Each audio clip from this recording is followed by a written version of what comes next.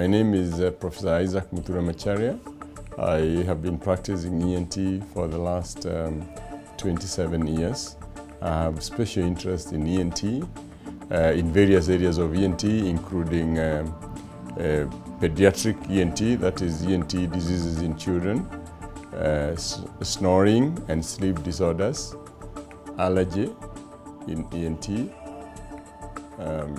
diseases of the voice box, and head and neck cancer, and also recently I'm involved in cochlear implantation.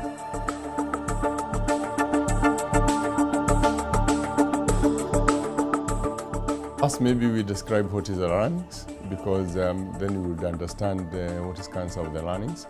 The larynx is that part of the body that comprises the voice box and the areas surrounding the voice box. So when you talk about cancer of the larynx, is cancer or growths that occur either in the voice box or the area immediately around the voice box.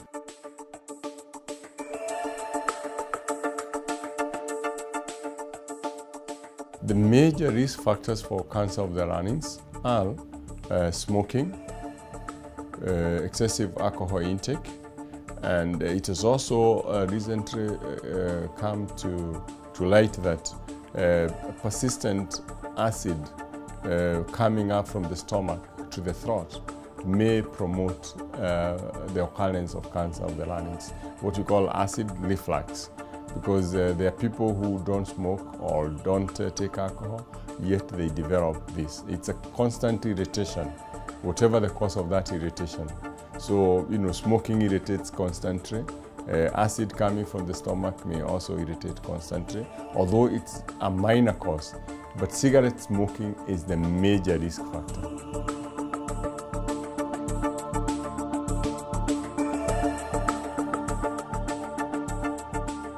The common symptoms of the cancer of the larynx include change in voice, what we call hoarseness of voice, persistent clearing of the throat, especially, or coughing, which may sometimes occur with expectoration of blood-stained sputum, and then progressive difficulty in breathing.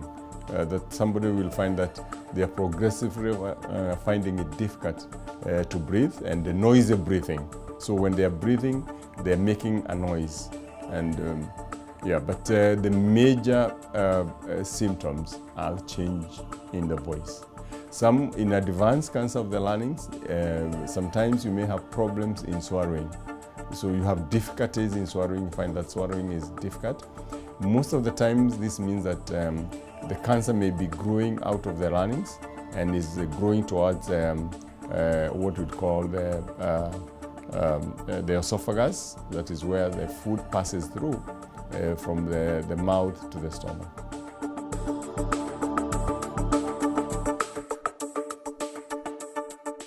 The diagnosis of cancer of the larynx is based, one, on symptoms, the ones that we have already mentioned. Two, examination of the larynx, which can be done by the doctor in the clinic. There's a special examination of the larynx, which we call video laryngoscopy, is where the doctor uses a small camera that is put behind the tongue in the clinic and is able to look at the larynx directly. Therefore, the doctor will be able to see the swelling and take a picture of it. Then after that, the patient may be taken to theater most of the times, because very few patients are we able to take a biopsy in the clinic from the larynx. In theater, a biopsy is taken and then sent to the laboratory.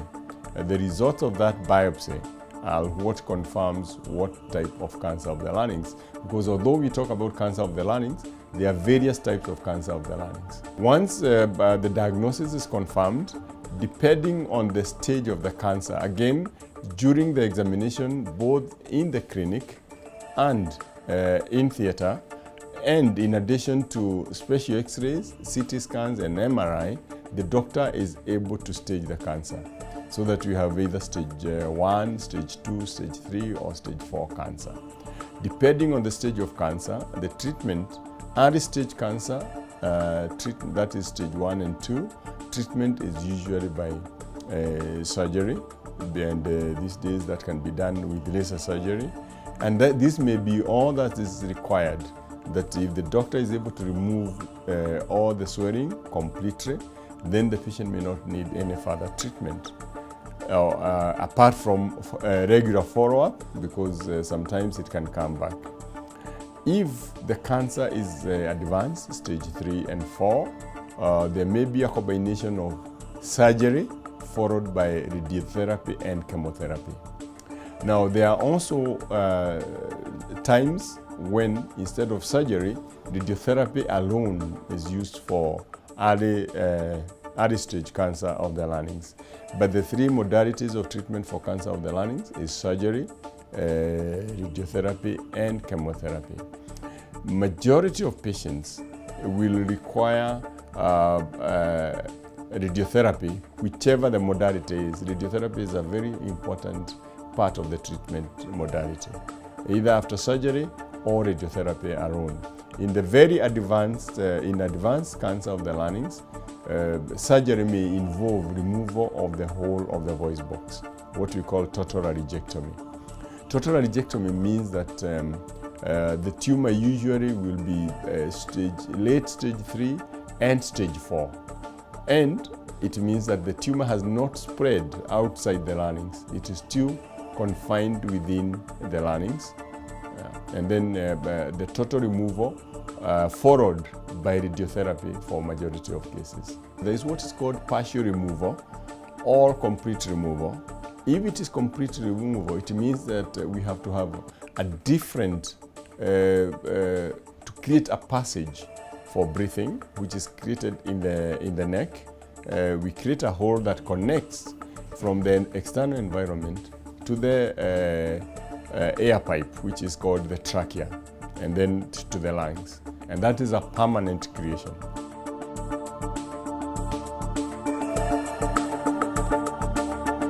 There are 2 primary methods of communication after removal of the voice box. One is what we call esophageal speech, that there are some people who are able to learn to speak by swallowing air, and then they produce sound that way. And esophageal speech, about 20 to 30% of patients who undergo total laryngectomy may be able to communicate just with esophageal speech. To develop a good esophageal speech, you need a good speech therapist who will teach the patient how to swallow in air and then produce sound. But since not everybody is able to develop an esophageal speech, majority of people will either use what is called an electronic larynx. That is an electronic gadget that you put on your neck, and it produces a robotic voice. The other way that you can communicate is to have what we call a voice prosthesis. And the voice prosthesis is a special valve that is put to connect the air pipe, the trachea, and the esophagus.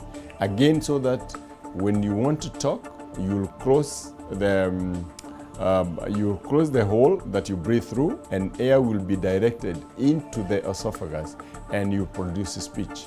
Now, the voice prosthesis is currently the most used method of speech after total laryngectomy. The major problem with the voice prosthesis is it has to be changed regularly, for some people every 4 to 6 months, and so it is a recurrent expenditure. The advantage of the electronic larynx is that you buy it once, and the only thing you need to put is batteries from time to time.